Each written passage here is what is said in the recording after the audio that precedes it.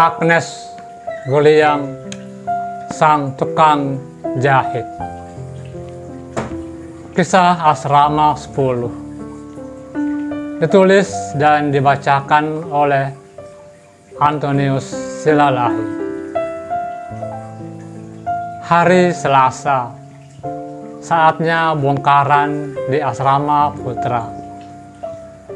Bongkaran adalah kegiatan membersihkan dan merapikan semua ruangan yang ada di Asrama Putra, termasuk perabot-perabotnya. Bongkaran yang bersifat terbatas seperti ini dinamakan bongkaran kecil atau bongkaran biasa. Sedangkan bongkaran yang bersifat menyeluruh disebut bongkaran besar dan dilaksanakan sekali setahun ketika libur panjang sekolah. Bongkaran rutin setiap Selasa ini dikerjakan oleh pegawai asrama. Anak-anak asrama hanya menggulung kasurnya masing-masing dan membuka spray dan sarung bantalnya, lalu menaruhnya di tempat yang sudah ditentukan, yaitu di balik pintu kamar. Kemudian siang harinya, sesudah pulang sekolah, merapikan kembali kasurnya dengan memasang spray dan sarung bantal yang baru. Spray dan sarung bantal yang baru itu sudah ditaruh di tempat tidur masing-masing oleh pegawai asrama. Sementara spray-spray dan sarung bantal yang kotor dan sudah dikumpul di balik pintu tadi diantar ke tempat pencucian yang diberi nama wasri. Yang mengantarnya tentu saja anak asrama secara bergiliran. Selain spray dan sarung bantal, boleh juga disisipkan selimut atau sarung. Tetapi tidak boleh baju dan celana, apalagi celana dalam. Wah, sangat tidak boleh. Anak-anak asrama yang sudah gede harus mencuci sendiri pakaiannya, sedangkan anak-anak yang kecil pakaiannya dicuci di wasri. Pagi itu aku dapat giliran mengantar spray ke wasri. Wow, lumayan berat juga. Aromanya pun macam-macam, tapi untung tidak ada yang ngompol. Karena masih ngantuk-ngantuk, aku jadi tidak fokus berjalan. Akibatnya aku jatuh ke paret dekat dapur. Pas paret mau belok ke kiri, kakiku sebelah masuk ke paret yang dalamnya kira-kira 40 cm. Kakiku langsung disambut comberan. Tapi comberannya tidak terlalu bau karena hampir setiap hari Sabtu kami membersihkan seluruh paret yang ada di asrama, termasuk paret yang ada di dapur. Kateti pegawai dapur yang melihatku jatuh langsung datang dan menolong. Aku dibantu berdiri dan memunguti spray yang berserakan. Beberapa ada yang jatuh ke dalam paret. Pasti kau jalan sambil ngantuk-ngantuk, iya kan? Kateti menebak. Iya kak, jawabku pelan sambil mengusap-usap tulang keringku yang sakit. Lalu ia menyerahkan padaku spray yang sudah dikumpulkannya. Makasih ya Kak, ucapku lalu bergegas ke Wasri. Ya, hati-hati, jangan jatuh lagi, pesan Kak Teti yang beberapa tahun kemudian menjadi istri Rudol Galingging, meskipun sekarang sudah tak bersama lagi. Kenapa kau? Tanya Kak Mas Nur, pegawai Wasri, setelah melihat lututku yang terluka. Jatuh tadi Kak, jawabku sambil meletakkan bawaanku ke lantai. Makanya kalau jalan jangan sambil menghayal, ngelamun aja, kata Kak Mas Nur sambil bercanda. Saat yang bersamaan, aku mendengar lagu Pelangi Bidadari by Rina Sapista.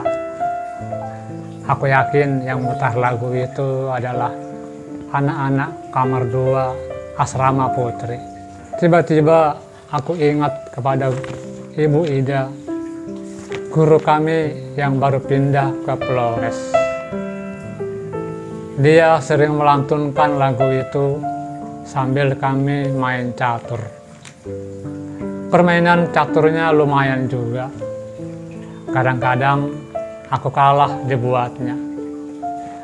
Ibu Ida seorang perempuan yang cantik dengan rambut panjang melewati pinggang. Dia juga pandai bernyanyi dan suaranya sangat merdu. Tak heran banyak orang yang naksir padanya. Menghayal kan? Sergap Kak Mas Nur sambil memercik wajahku dengan air cucian. Mataku sedikit pedih, lalu buru-buru kuusap. Permisi ya Kak, ucapku sambil berjalan keluar. Iya ya, hati-hati, kata Kak Mas Nur yang beberapa tahun kemudian menjadi istri Bang Ponidi, pegawai kebun sekolah kami. Adapun Wasri terletak di areal asrama putri, kira-kira 5 meter sebelah kiri dari gerbang asrama putri.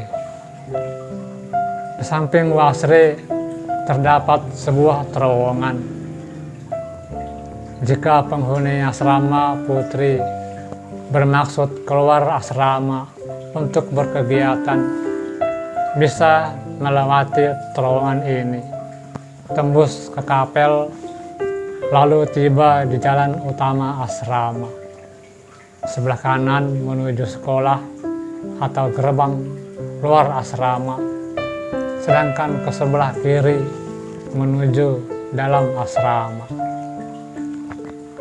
Di sebelah terowongan masih ada beberapa ruangan, yaitu kamar gosok dan kamar jahit. Di kamar gosok inilah pakaian-pakaian penghuni asrama digosok atau disetrika. Ya, yang mengerjakannya tentu semua pegawai asrama. Pakaian-pakaian yang sudah digosok kemudian diantar dan ditaruh di tempat tidur sesuai nama pemilik baju itu tersebut. Pakaian-pakaian anak asrama semuanya dinamai sesuai nama pemiliknya, tak kecuali BH ataupun celana dalam. Jadi jika tercecer bisa langsung diketahui siapa pemiliknya. Sedangkan kamar jahit adalah tempat yang berfungsi menjahit semua pakaian anak asrama yang koyak ataupun sobek.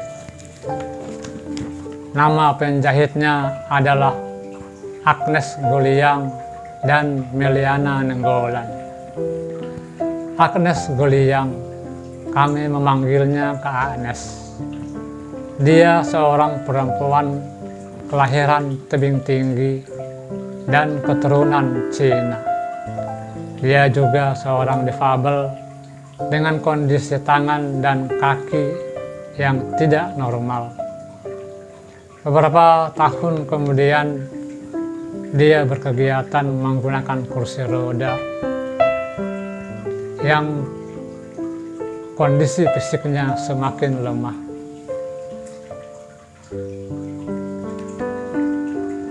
Kak Agnes sempat meninggalkan kamar jahit dan keluar dari asrama, menyusul Meliana Nenggolan yang keluar lebih dahulu.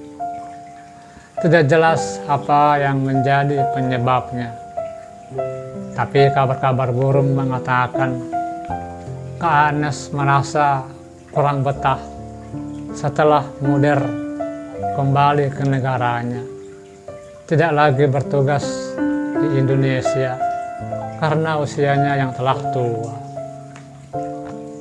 Tapi kemudian suster kepala asrama memanggilnya kembali karena situasi kamar jahit kacau dan berantakan.